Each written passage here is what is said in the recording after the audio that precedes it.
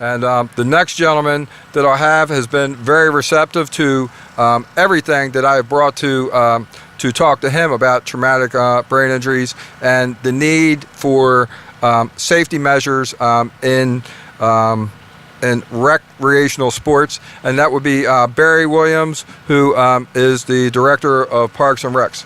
Barry?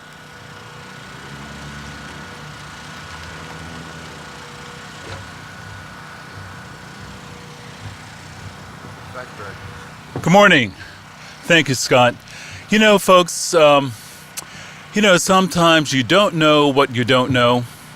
Well, I will share with you as someone who has, in my past lives, I've done, a lot of coaching. I'm the father of two sons.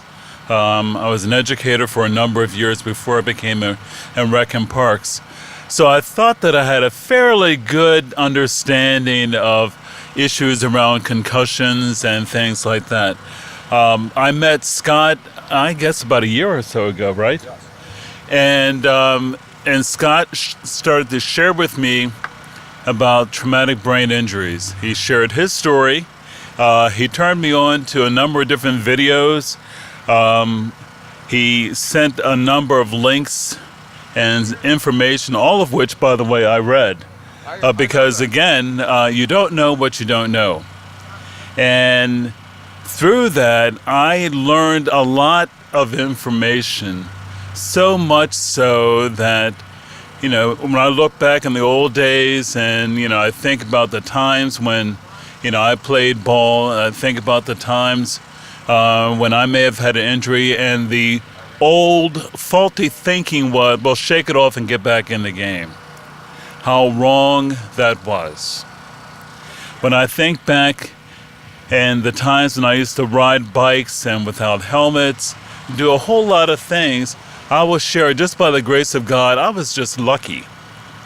We were all lucky because so many things could have happened. And I realized that, again, by the information that has been shared by Scott and so many others. I've read a lot of different people's testimonies, and again, by the fact that they're still here, by the grace of God, it's a wonderment.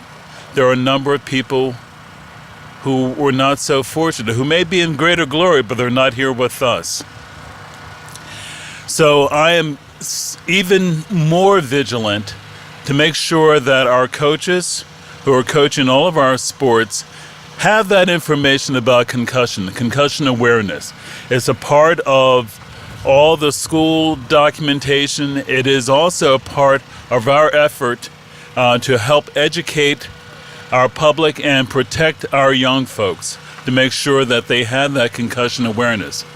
I will also share with you that this morning I was at the barbershop, and the barbershop that I go to is on the west side, but the former superintendent of schools, Dr. Joe Hairston, also goes to the barbershop with me. And we were talking about what we were going to be doing today, and I mentioned that I was going to be coming over here, and I talked a little bit about traumatic brain injury. He said, I know quite a bit about that. And he shared his story with me. When he was 17 and in high school, he was playing football. He got clipped and got hit by two different players.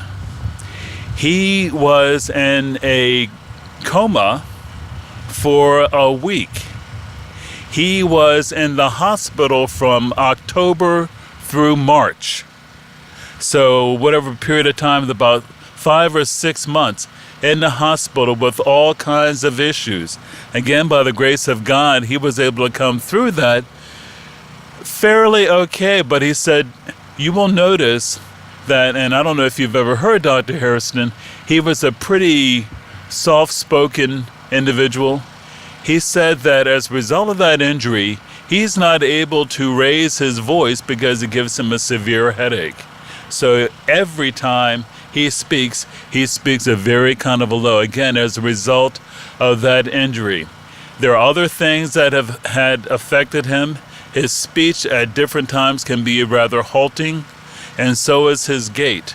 So when he shared that with me, I said, Joe, I had no idea. And he said, most people don't. but that is my reality, and he's lived with that. He's a man now 66 years old, so he's lived with that for a good 49 years. 49 years since that injury.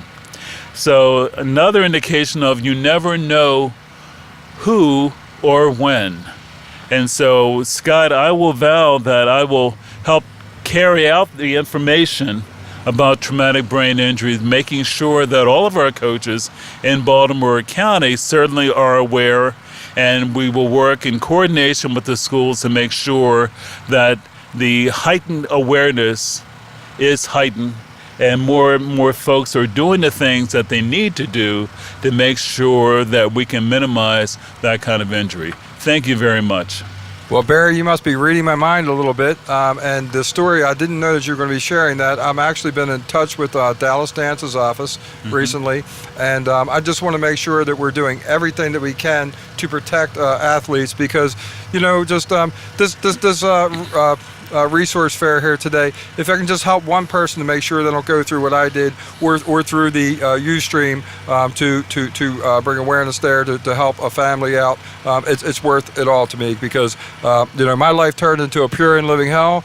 You know, and you know, I'll be sharing information later talking about, you know, just how we can wind up correcting this. And I'll share a little bit of that with you right now. It's about sharing information. You know, you were sharing some information in a barbershop, and you know, where can this conversation lead from the barbershop today? I can tell you where I think it can lead.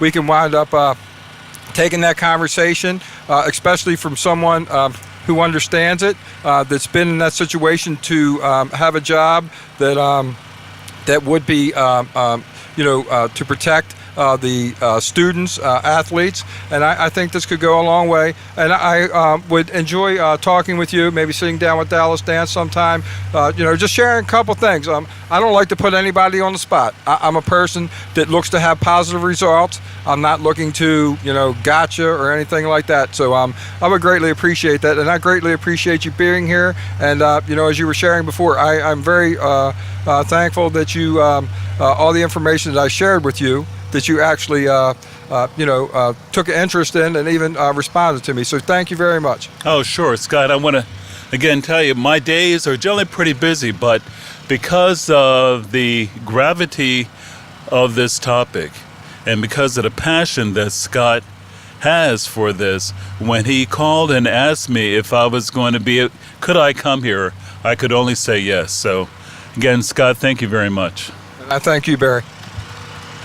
And I hear that you have a new program too. You have a new program that you're doing and taking the kids off the field and doing some stuff. Okay, and I'm going to be talking a little bit about that later on. So, okay. Thanks, Barry. Okay, and the Parks and Recs are actually do have new guidelines in place to protect children. So they are doing some things, and it would be very nice to have that meeting and have Alicia Signata from the Brain Injury Association of Maryland, who's here. So I hope to have her and some of her co-workers there to do that. That would be great. But before